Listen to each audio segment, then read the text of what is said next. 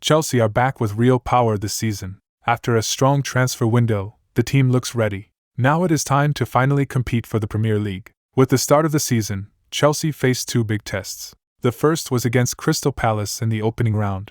The second was against West Ham in the second round.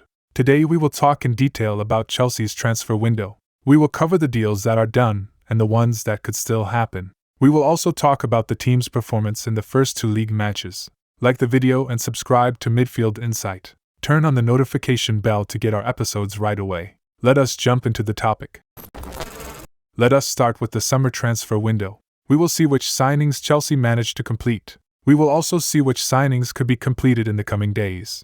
The first deal was for the Brazilian winger Estevao Willian. He joined Chelsea from Palmeiras for a reported fee of around €35 million.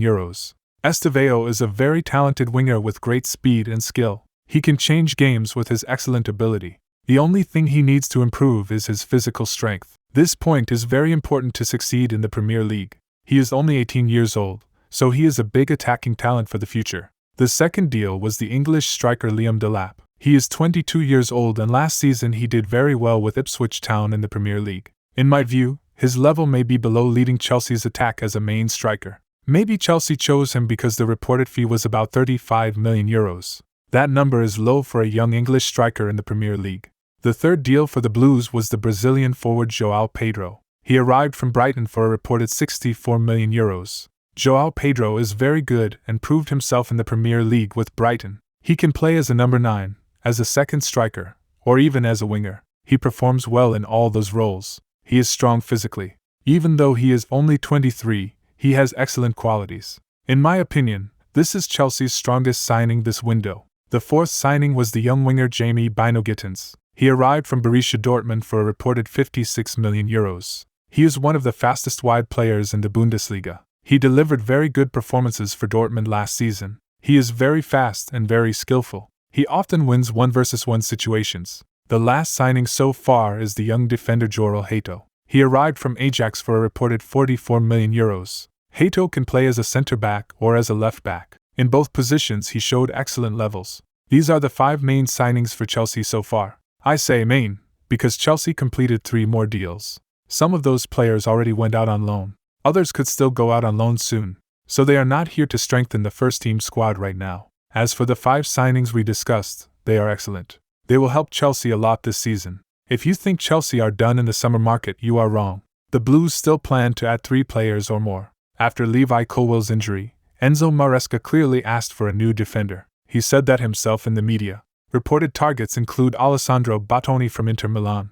Another reported name is Ibrahima Konate from Liverpool. Either one would be a big upgrade for Chelsea's defense. Also, Chelsea are putting the final touches on a move for Alejandro Garnacho. The Manchester United winger has agreed personal terms with Chelsea according to reports. Talks are ongoing between the two clubs. Chelsea want to pay around £30 million.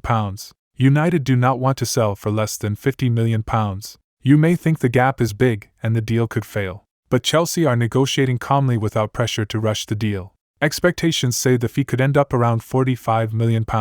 From a football point of view, I have no positive comment on this move. He delivered a very poor level with Manchester United. He was one of the weakest wingers in the Premier League. It is hard to see the reason for Chelsea to sign him. Another name linked to Chelsea is the Dutch playmaker Xavi Simons. There were strong talks to sign him, but they stopped a few days ago. Did Leipzig decide to pause the deal after their recent business with Benjamin Sesko? Or will we see negotiations return in the coming days? The final expected move is for a goalkeeper. At the start of the window, Chelsea made an initial offer for Mike Maignan of AC Milan. The offer was rejected and Milan asked for a higher fee. Chelsea still have Maignan on their list. We could see new talks in the coming days. These are all the deals done or still expected for Chelsea. Now let us talk about the first 2 Chelsea matches in the Premier League. The first match was against Crystal Palace and ended 0-0.